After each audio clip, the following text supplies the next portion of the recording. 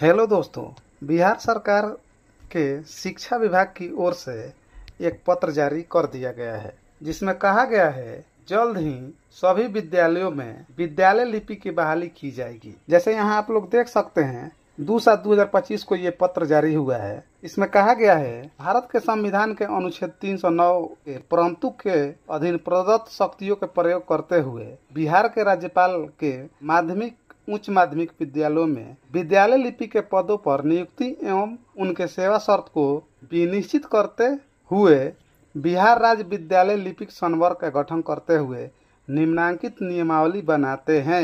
संक्षिप्त 1 में कहा गया है बिहार राज्य विद्यालय लिपिक संवर्ग नियमावली 2025 कही जाएगी। यहाँ इससे संबंधित परिभाषाएं दिया हुआ है जो आप लोग एक बार देख लीजिए। इसको इस वीडियो में हम लोग इससे संबंधित मुख्य बिंदु पर ही बात करेंगे और इसे कम समय में अच्छी तरह से समझने की कोशिश करेंगे। जैसे यहाँ अनुकंपा समिति से अभिप्राय है कि इस नियमावली के अधीन विद्यालय लिपि के पद पर अनुकंपा के आधार पर नियुक्ति की अनुशंसा करने हेतु संबंधित जिला पदाधिकारी की अध्यक्षता में गठित समिति करेगी। इस बिंदु में कहा गया है विद्यालय लिपि के पद पर बहाली बिहार कर्मचारी चयन आयोग द्वारा किया जाएगा। इस संवर्ग की संरचना निम्नवत है। विद्यालय लिपिक जो पद है इस पे बीएसएससी द्वारा बहाली की जाएगी। वरीय विद्यालय लिपिक और प्रधान विद्यालय लिपिक जो है प्रोन्नति द्वारा इस सीट को भरा जाएगा। इससे संबंधित नियुक्ति प्रक्रिया को समझ लेते हैं।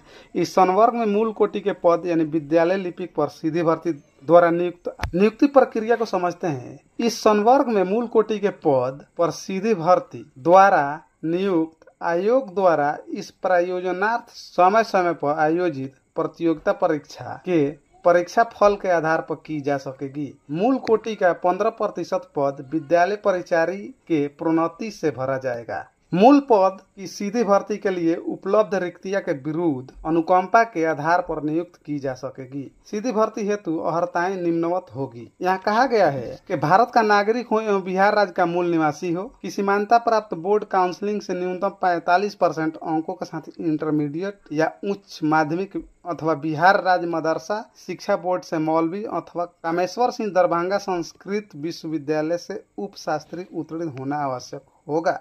इस फॉर्म को भरने के लिए न्यूनतम आयु 18 वर्ष रखा गया है। यहाँ एक बार वीडियो को आप लोग पुश करके देख लीजिएगा। आरक्षण दिया गया, विभागीय परीक्षा दिया गया, संपुष्टि दिया हुआ है, वरीयता दिया हुआ है।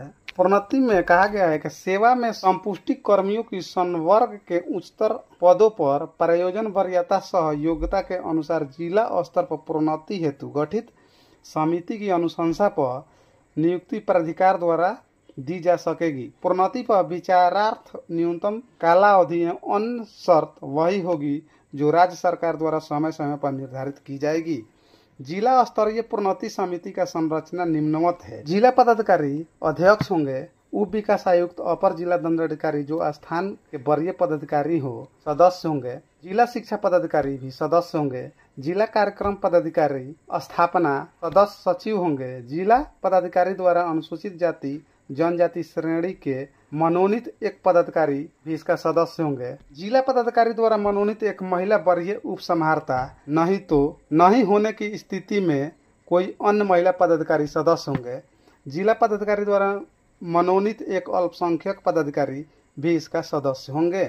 स्थानांतरण से संबंधित है। जिला के अंदर स्थानांतरणीय होगा। यह पद संबंधित कर्मी के विरुद्ध फौजदारी मुकदमा होना अथवा उनके विरुद्ध वित्तीय गबन का मामला संज्ञान में आने अथवा उनके कारण विद्यालय का शैक्षणिक वातावरण नकारात्मक के रूप में प्रभावित होता है तो नियुक्ति प्राधिकार स्वयं अथवा संबंधित प्रधानाध्यापक या शिक्षा विभाग के पदाधिकारी की अनुशंसा पर संबंधित कर्मी का विद्यालय हित में प्रशासनिक दृष्टिकोण से अन्य विद्यालय में स्थानांतरित कर दिया जाएगा। यहाँ अगला बिंदु जो है अनुकंपा के आधार पर नियुक्ति से संबंधित है। सेवा काल में शिक्षक शिक्षेतर कर्मी की मृत्यु होने पर संबंधित शिक्षक शिक्षेतर कर्मी जिस जिले के विद्यालय में कार्यरत है उसी जिले में विद्यालय लिपि के पद पर नियुक्ति के लिए उनके आश्रित यानी संबंधित जिला शिक्षा पदाधिकारी के माध्यम से आवेदन दे सकेंगे। अनुकंपा के आधार पर विद्यालय लिपि के पद पर नियुक्ति की अनुशंसा हेतु जिला स्तर पर नियम 11(3) के तहत गठित समिति सक्षम होगी।